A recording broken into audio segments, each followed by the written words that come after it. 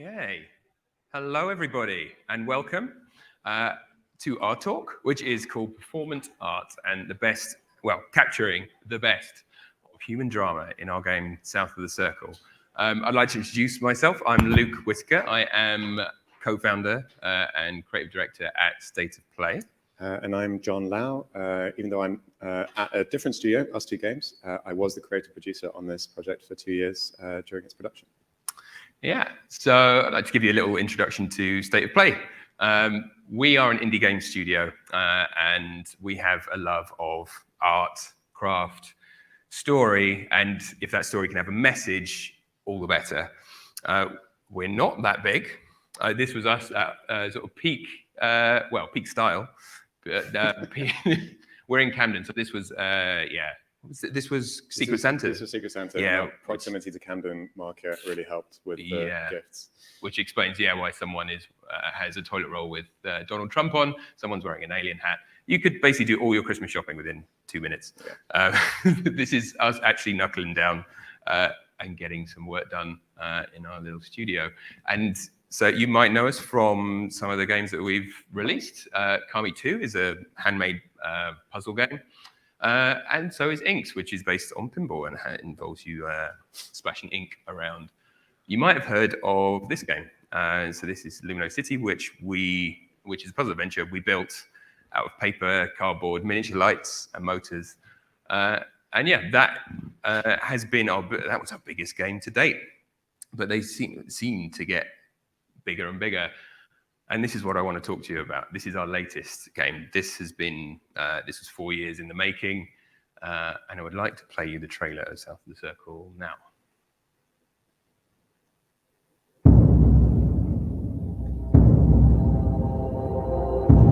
Hey, come on, wake up. Wake up.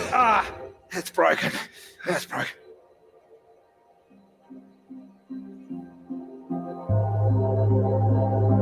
We can't change the past, Peter. But we can learn from it.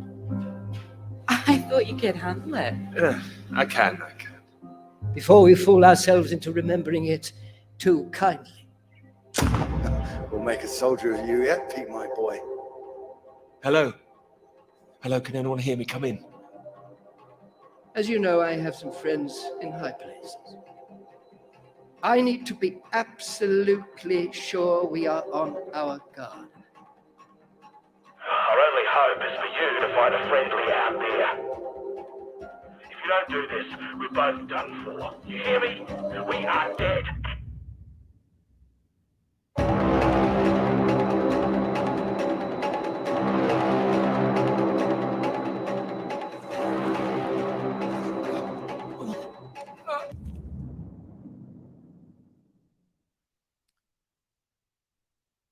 So, as you can see, it's quite different to the other games that we've made, but still has that handmade aesthetic. And what this game has allowed us to do is really double down on exploring themes of power, themes of masculinity, themes of memory. And what we wanted to do was deliver an emotional truth with this game. And so during this talk, what we want to do is answer two questions. I'd like to first pose why do you want to aim for emotional truth? And secondly, look at, okay, fair enough. How do you do that? The first one is more a philosophical one, or why would you want to do it in the first place? Our goal was to make something that was impactful and meaningful to people.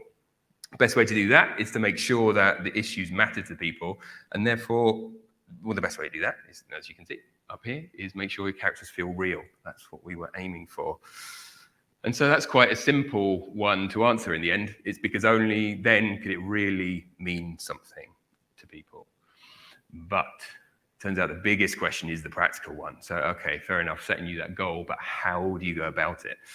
And what we want to do is take you on a whistle-stop tour of how you go about this, all the way through the process of writing, casting, rehearsal, performance capture, art direction, and interactive design, and how keeping that truth in mind that you want to achieve throughout all that can help you do it. So let's start with writing, with a believable setup being the first goal that we had. We spent time, we like blocked out an amount of time where it's like, right, this is just for research. Let's do as much as we can. The game is set in Antarctica in the 1960s. This is all the research material that we've found. A lot of these are photographs that we collected from this guy. He's a family friend who ended up head of the British Antarctic Survey. Like he was out there during the Cold War. This is him out there during the Cold War, and this was the British base that was out there. They're basically like scout huts. So it's an incredible place to set a game because they had no technology really. They were using Morse code to try and get messages out there. And so to get this setting believable, the first thing I did was wrote a book. Now I thought, okay, this will help me with the plot of the game. And it will help me develop the characters somewhat. But it turns out that I really had to understand the characters. Like as soon as I put a character in that environment, I was like, I need to know everything about him just before I know whether he's going to go left or right.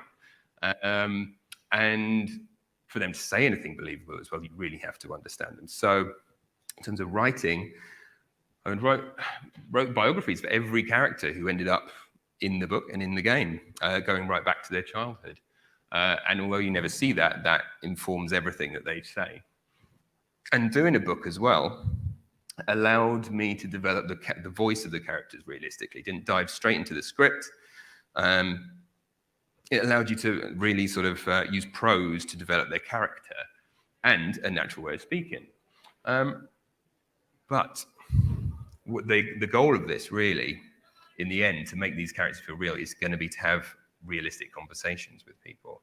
And you need to think of the true flow of it. You can't have the tricks that you can in prose where you can pause and have them look out the window and show character that way. It all has to be in the speaking. So the rhythm of speech was going to have to match how we talk in real life. And so if I've got any writing tips for anyone, it would be to run over the script again and again, become like a little actor yourself and see whether all these things ring true.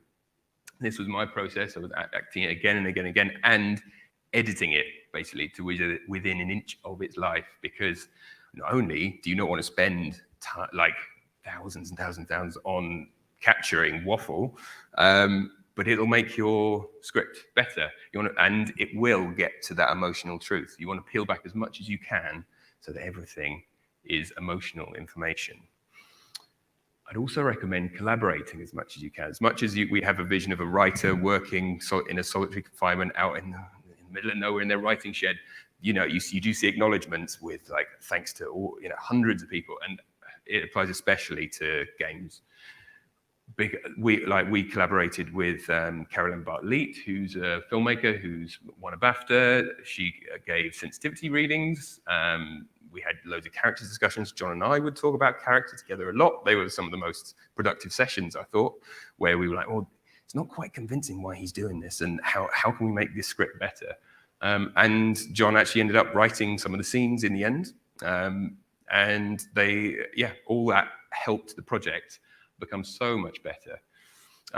So I'm making it sound like a film. It is different to a film because obviously you have multiple choices.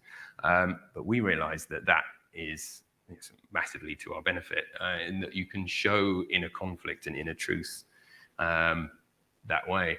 So we didn't want to do that thing in video games where players would come to it and go, right, I want my character to be a happy one or a sad one. Okay, I'm gonna be fierce. No, I'm gonna be happy. And it ends up with a really schizophrenic kind of character, an unconvincing character.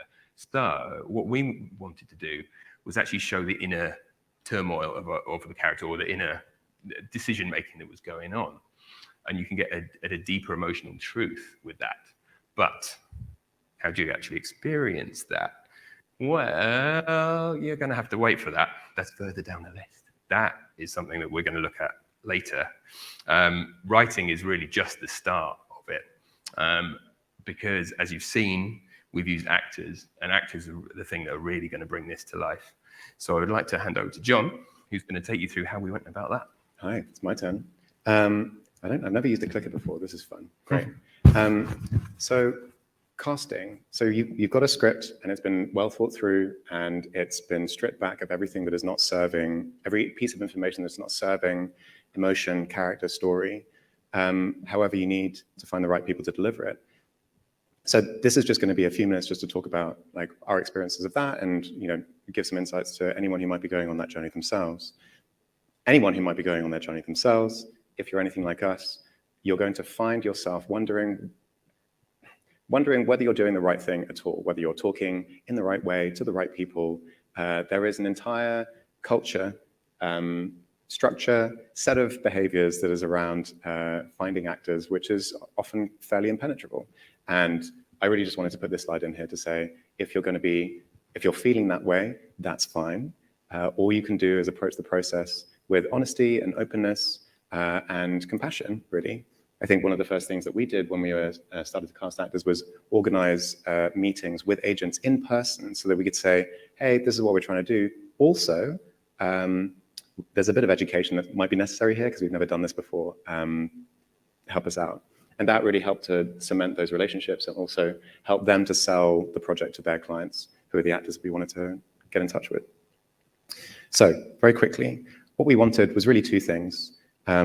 We decided that we wanted actors with film, television, and theatrical experience. And the reason that's the case is because there is absolutely a way that we could have made this game with just voice actors who had honed their voices as instruments to like fine points in studios, delivering those lines, taking that audio, and then creating the physical performance separately. However, we were very interested in retaining as much integrity and texture to that performance as possible. There is a way that you stand when you're delivering a line, when you're telling someone to get lost, and that they're a certain distance from you and so on. We wanted to record all of that together rather than have the disconnect between voice and physicality. And so we wanted to get in touch with people who were used to working in that way, in the way that you have to be when you're on film or on screen or in a theater. The second is that we wanted to find collaborators who are interested in the project creatively. A performance can drop fully armed from an actor's genius, but more often than not, it comes from that actor entering into a dialogue with the other creative influences on the project. It's about them asking questions, it's about them trying things, it's about them developing that performance together with the director, other creative influences. And so if you have an actor who is not interested really in the project and it's kind of like a bit of a drag and like it's just paying the bills and they just want to show up and say their lines, that's not really going to work. How do we know who was right? So three main things. Talking about the collaboration, we sent all of the actors that we were casting concept documents. We basically sent them homework. And what was great about the audition is that it gave us maybe 10, 15 minutes to sit down and actually ask them what they felt about the themes of the story and how we were planning to tell it. And we found it was actually pretty easy to find those actors who were basically nonplussed about the entire experience. No one was mean, but there were some people who were like, Antarctica, yeah, it's cool, fine. And that is quite an unusual situation for an actor to be in, to be like, okay, well, how do you like to rehearse? How do you feel about toxic masculinity? Like, let's have a chat about that. And it was the actors who were interested in asking questions and giving insights that we were most interested by. Secondly, when it actually came to the performances themselves, instincts were really, really important. If an actor's intuition as to how to play a character is consistently putting them in the right ballpark, you're into a winner. If their intuition about how to present a character or a particular scene isn't what you want, it's an uphill struggle to get to the place where you want to get to. And that's not necessarily their fault, it's just chemistry. And then finally, being able to respond to direction. Obviously, actors are trained to respond to direction, that's fine, but specifically the thing I want to point out is how they respond to your direction specifically, how they respond to Luke's way of articulating his thoughts, his ideas. If that isn't vibing, then it's a bit of a warning sign. Really, just to kind of cap all of that off, sometimes an actor will come in and blow you away when you're auditioning them. That absolutely did happen a couple of times on South of the Circle. But if that is your only criteria of success, you're going to have a hard time of it. What you really want to be looking for are people who you can collaborate with and actually engage with the text on in order to develop together, because that is what rehearsing is all about. Yeah, that is what rehearsing is all about. Like, so it's like you've had your first date with the casting. You've gone, okay, yeah, I want to see this person a little bit more. It's great. Like, we had a lot of fun with that. I know there were actors, like, you have to be careful that you're not just having a good time with them and then you bring them on board. But we found some incredible actors that we really felt like we could work with. And as John has mentioned, it isn't just about them learning lines. It really is about then giving yourself some time with them to try different approaches, develop a good way of working together, and you will end up creating something new and better than you had in mind at the beginning. So you could have written your script, you've got a picture of it in your mind, but I want to talk to you about one scene in particular that was improved massively during this process, which was this scene, which is it's Peter as a boy. He's our lead character. He's actually a boy out of shot here at the bed. That's his mother and father talking when he's a child. And they have a dynamic where he is very domineering. She is tentative around him. Now, we had the lines down. They were reading it well. They were hitting everything, they like as professional actors do, but something wasn't quite magical about it. And the actress, Claire, just went, okay, tell me what their relationship was like 20 years ago. And what about 10 years ago? And so at that point, we were like, you're right. We hadn't considered that. And we stopped actually rehearsing lines. We stopped rehearsing and for an hour just talked about what their history might have been. And suddenly, when we came to do it again, the dynamic between them was completely different. The distance that she would put between him and her, the looks she would give, it was lifted completely. And that is where, if I have a directing lesson for anyone, it would be to do this kind of thing. So don't aim for that image that you have in your head at the beginning. Don't try and direct for the result, but give the actors an understanding of their character, and that result will be better than that one that you had in your head. You might have thought, okay, I want them angry over here and like sad over here. If you tell that to an actor, that they can't process that in the way that they want to. They want to know where it's come from. And so you can't be too precious of what you've written, your perfect script, or your perfect image in your head. Go with what this collaboration produces. Now, Oh, it's me again. it's you. Oh, hi. Yeah. Okay, so you've got like your script down. You've worked with your actors. Sorry, I'm going to grab it. You've worked with your actors to develop and enrich that script as much as possible. But none of that work is worth anything unless if you can't lay it down and actually like record it and get it on tape, get the data. So just a very quick motion capture recap for anyone who might be wondering or is too afraid to ask. Body motion capture is about actors wearing suits with very small reflective balls all over their bodies. Infrared light is blasted at those balls, and sensors all over a capturing volume pick up the positions of those balls based on their reflections within the 3D space. And that information is recorded and then laid over like a 3D character model that you might have. I could watch this all day. We won't do that. The actors quite enjoyed it. Yeah, exactly. Facial motion capture is where a camera is pointed at an actor's face, and the motions of that actor's face are recorded and transferred over to a three-dimensional rig. This is a really, really big topic. I don't want to go into, well, I mean, it's too shallow. It's a travesty what I'm doing with it right now. I could talk about the fun stuff. I could talk about what the hell is going on in this picture and organizing stunts in motion capture. I could talk about how to cheat certain effects, like what it's like to make it look like you're firing a gun in performance capture. I could talk about building sets to make it look as though you're moving around in a boat that's rocking. That stuff is all fun. That's not what I'm going to talk about.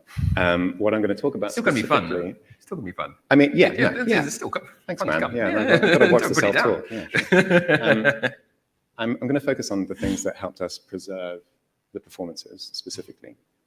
So the first thing is recording whole scenes in single takes. So any film that you've watched is comprised of sequences of shots. Those shots are very likely from different angles.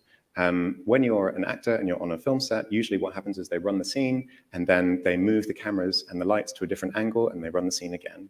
That can take 2 hours, the changeover, that is. And this is a game dev audience, so I'll say we all know what it's like to disturb a developer or a programmer who's like locked in, and it will take them, after answering a question, maybe 20 minutes to get back into the flow of what they were doing. The same goes for actors, and like the mark of a good television and film actor is that they can bring the same emotional energy that they had in the previous take to the next setup. We didn't have to worry about that at all. We were most concerned with keeping our actors in flow at all times. So we would just run as long as the capture volume would allow us to, which is about 4 minutes. We would run scenes from start to finish just to keep actors just being themselves and like really embedding in the characters. And as you can see here, this is our crash plane. These 3 lads were in there for about 2 days. It was cramped, it was weird, but all of that stuff got bedded into their performances, which was great. The second thing was recording sound, face, and body data all at once. So as I was saying before, we were interested in integrating performances. And there is absolutely a way that if I'm being told some bad news, I want to shift uncomfortably in my body, but also you want to capture the grimaces of my face and maybe the kind of like sounds that are all happening at the same time. All of that stuff needs to be added up. If you don't record all of those things at the same time, you lose that human texture. And when it worked, God, it really worked. So this is Clara in the cafe. This weather reminds me of home. Was it this miserable all the time? No, although Edinburgh always looked better in the rain to me, so that's why I choose to remember it. That's where you grew up, isn't it? Little shifts of weight, little kind of flicks of the eye, little kind of like twists of the face, all of those things. We wanted to capture as much of that as possible because that's what really brings through authenticity. However, it was a pain. Data processing charges, data is very expensive in motion capture. We had to develop custom processes just to keep our costs down. And also, you know, you've got a separate file for your body animation, separate file for face, separate file for audio. Syncing all of those up, making sure they started at the same time was incredibly challenging. So what I would say, both of these decisions were really important in order to like retain the integrity of those performances. They also required a great deal of custom work. And if anyone is going to be going into that, please come and find me afterwards. We can have a really long chat about it. But if we don't have a chance to do that, please organize a test shoot, make that work for you. It's really important. Oh, this is you. Yeah, I can take it from here. Yeah. So, I mean, that shows what you need to do to get the best out of your motion capture performances. And so what you end up with is obviously just a massive data on a server somewhere. You have ones and zeros over here, and that has to be turned into something. So what are you going to do with it? Well, motion capture, I mean, it has developed really because of that desire of tech companies and the games industry in general to create photorealistic characters. We're very pleased that people have been doing that, but we didn't want to necessarily do that. We knew that aiming for that only risked making it feel less real. Like, we don't want people distracted by the fact that the normal mapping on the clothes or on the walls is wrong. Like, we really wanted to get to the heart of the performances, and the emotional truth is in there. It is in the data and everything that you've captured so beautifully. You just want to make sure that it's expressed. And so we took this tack of reducing things down to the essentials. And we're inspired by paintings. These are like Edward Hopper paintings where he's just using minimal color palettes, but that they feel beautifully real. These are some screen prints done by my granddad, which are of the time that the game was set as well. So these felt quite appropriate. And what this reduced color palette does is reduce things down to those essentials. And this is a still from the game. You can see we only have 4 or 5 colors in there, but you have everything that you need to tell that story. You have, in my opinion, I feel it is often better. You have the actual stuff that you need, the car, the huge mountain, the sky, all that is made more powerful by the fact that you're not having to filter out anything else. And this works really well, you know, going for this screen print style that we developed.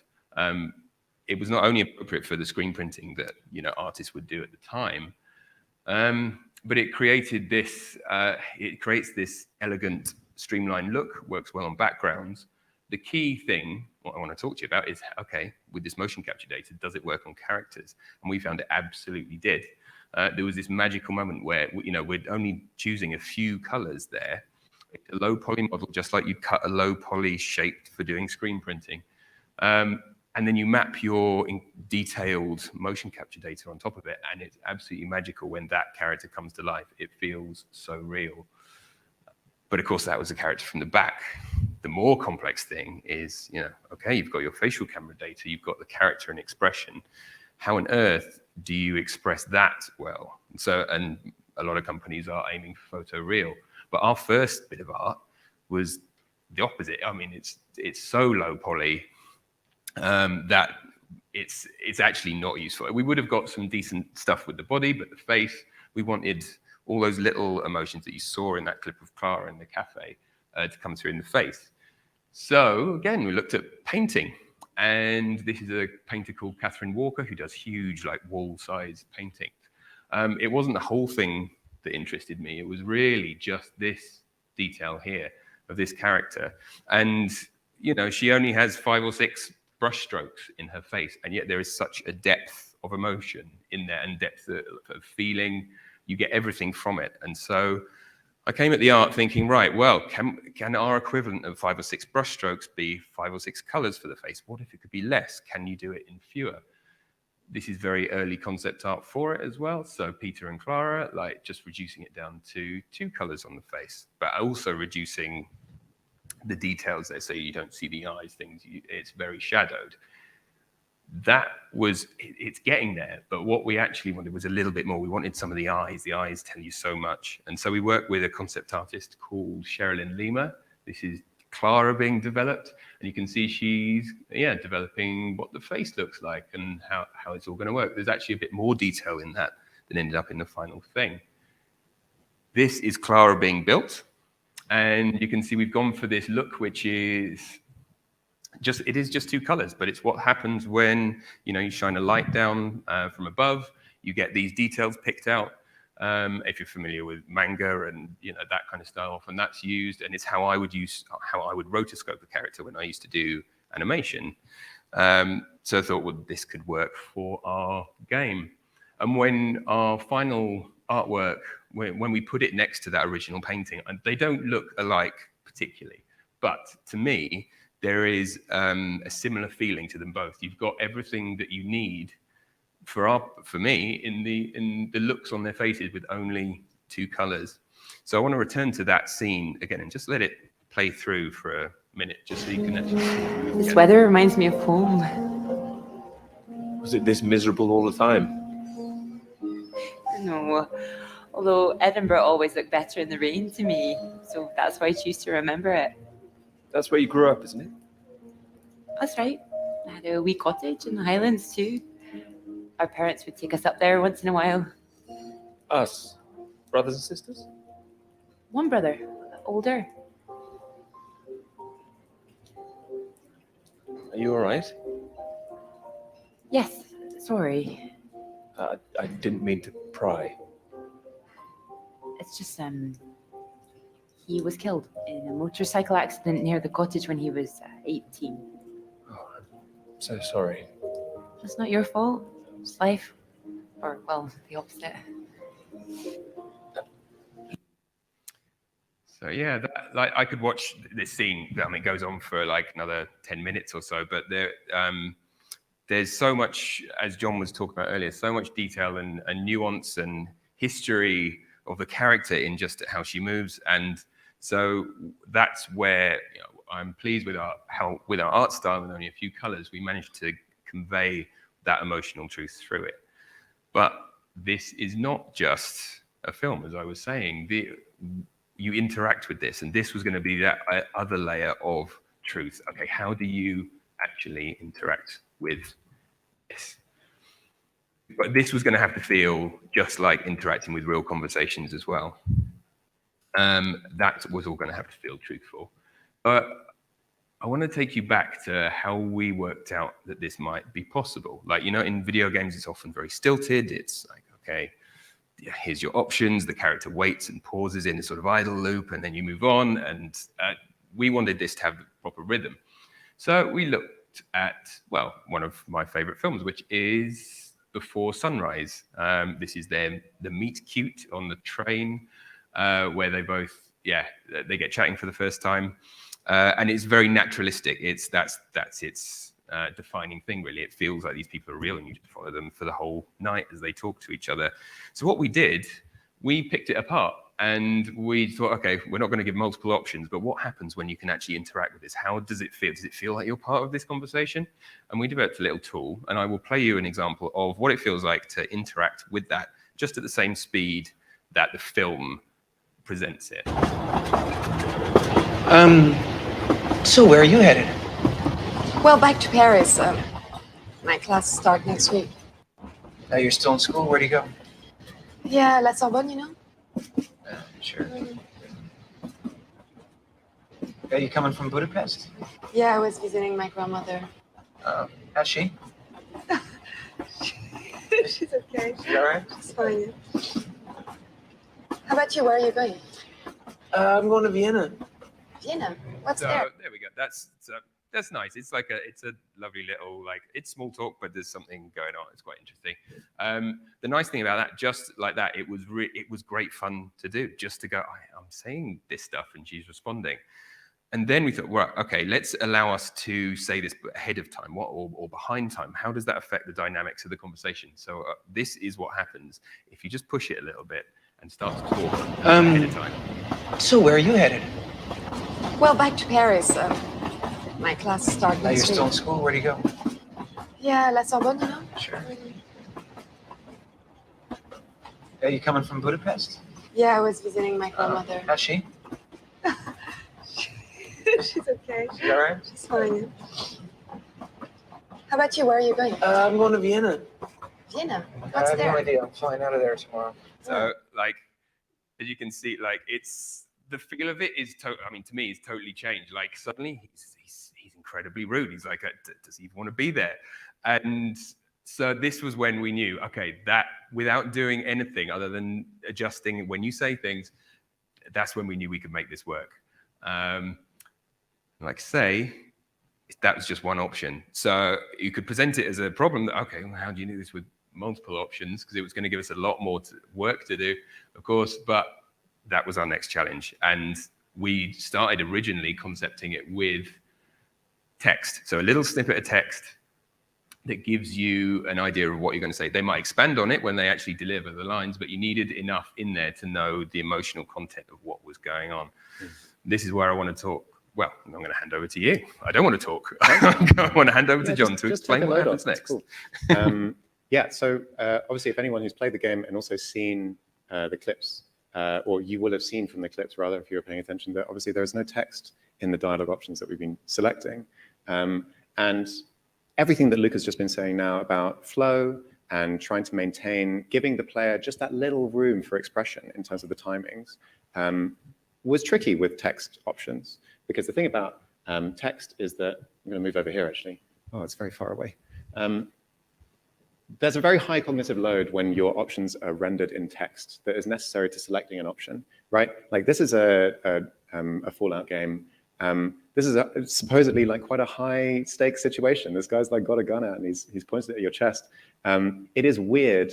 It is kind of weird that in that moment, you just see him idle for about, what, 15 seconds while you read all of this text to work out what it is that you want to do, see how it pan out, and then make a selection, right? So that cognitive load is a problem if you want to maintain flow in the way that Luke is describing. The second is that when text is rendered, when an option is rendered in text, it's still quite unclear how that option is going to be delivered. The line, where are you going now? Where are you going now? Could also be, where are you going now? Or it could be, where are you going now? Like, you know, those emotional intentions are all very different. And yes, it is the job of a good games writer to let the player know by context what that emotional sense is going to be, but it still leaves you in a bit of doubt. So what we decided was, given that Luke was writing the script in such a way as to provide options not as ways of steering the plot in different directions, even though they do sometimes, but rather to show the different emotional responses that a character is actually having at any one time, we thought, why don't we lean into that? Why don't we, rather than display an option as the actual verbal content of what is going to be said, why don't we display an option as the emotional intent with which it is being said? So how do we go about doing that? Well, we started messing around by going through the script. Daisy, our designer, and myself sat down with several key scenes, and we thought, right, how can we characterize each of these options as an emotion, as a single word? And we kind of listed them all out, and we started to group them. And what we found is that they started to coalesce into a series of concepts which were not so numerous as to remain to have a player not have them all in their head at the same time, but also were broad enough to cover the gamut of what Peter, the character, might be going through. And so we ended up with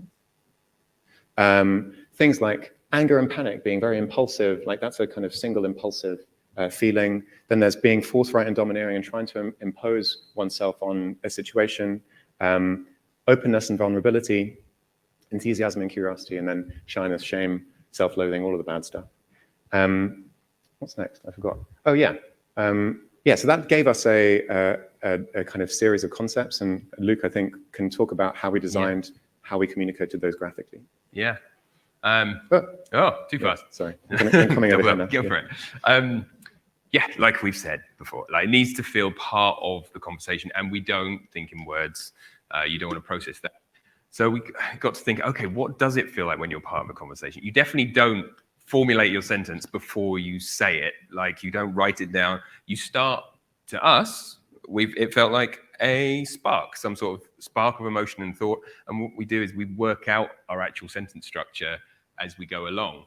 And so we thought, well, if that's what it feels like, let's make an expression of that. Let's allow you to interact with that spark. It'll allow our mechanic to be fast and intuitive. What does that spark feel like was our next thought. Okay, well, like in our early design ideas, very rough, we were like, they could be cartoony like this. They could appear above the characters' heads, but really, well, stuff like that. It was too cartoony for the style of our game. And so we just went through these different options. We went through, okay, well, forthrightness feels solid and square, so let's have a square. And what does panic feel like? Panic is kind of spiky, and a triangle sounds good like that. And what about feeling warm and caring? Well, that's more round and a warm color. So that's how we ended up with these. And then we're like, well, is a triangle really spiky? Let's try some real spikes up here. And we went through loads of different options. We went through a period where we were like, can we do it all with circles? This was probably trying to be too abstract about it, because you could animate them in different ways, which we ended up doing. But we were like, this isn't quite communicating everything at once, especially if you're colorblind. So you have to think of these kind of things as well. So we ended up with a mix. Okay, we've got some circles, some colors, some squares. These that we're getting close, but then with shyness and self-loathing, these were still a bit too cartoony for our liking. And this is what we ended up with in the end. So this became our dictionary. And yeah, that is how we developed our intuitive language.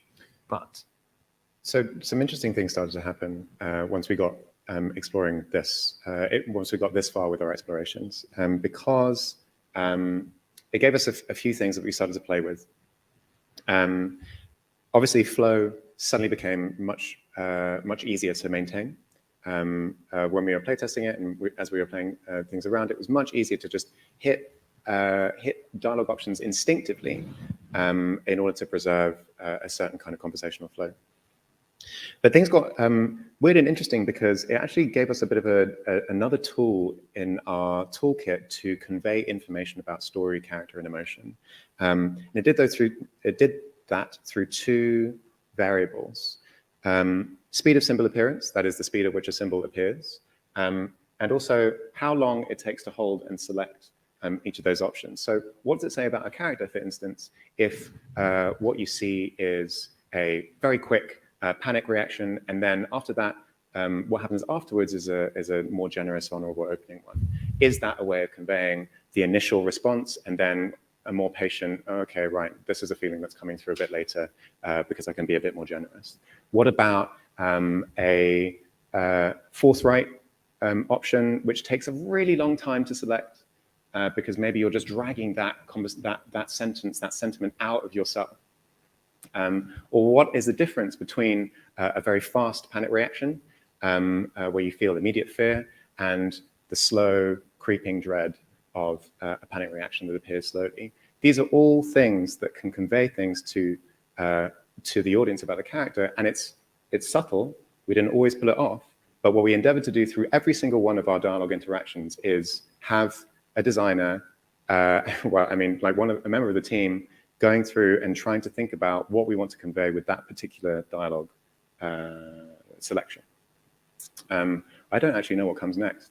Oh yeah, the third one, the path not taken. So there's a third thing that it gave us, which is that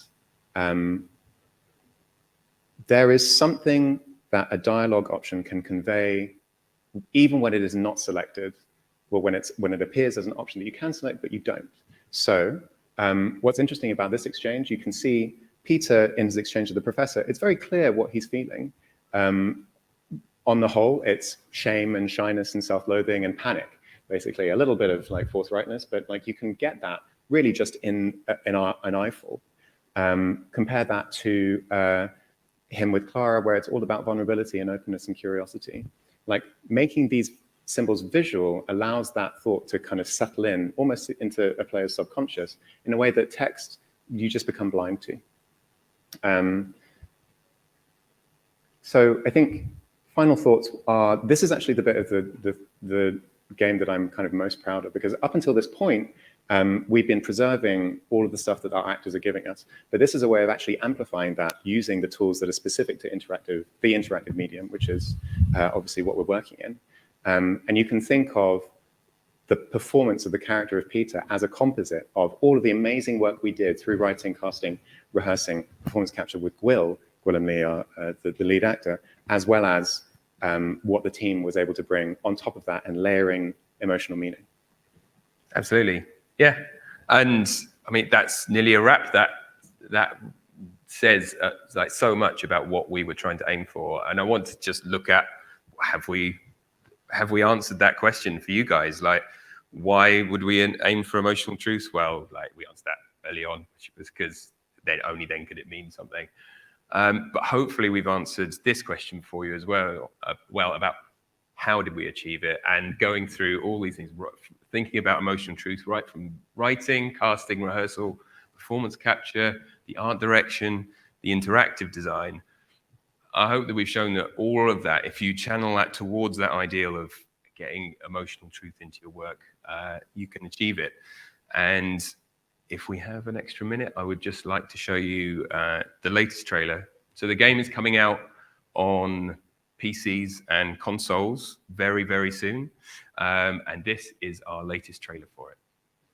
I cried my heart out. I wished on a star. I swear I love you, dear. Wherever you are. I have to go.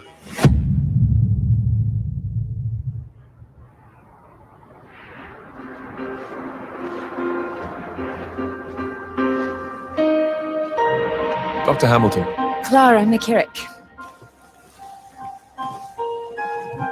This is a great institution, Peter. I need to prove its worth, and I need you to prove yours too. I will. Of course I will. No. No, you can't be leaving. Promise me you're serious about this?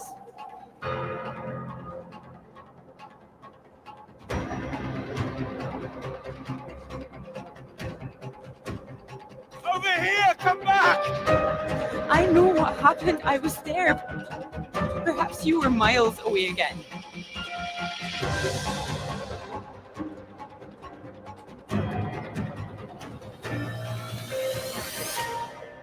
You promised.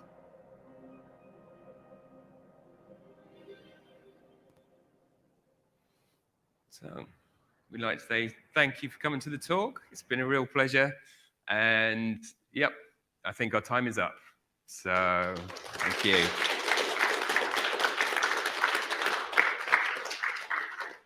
There we go. All right. No time for questions. No. No time for questions, guys. No worries. If you want to, we'll be around. Yeah. So, yeah, come to us afterwards. Thank you.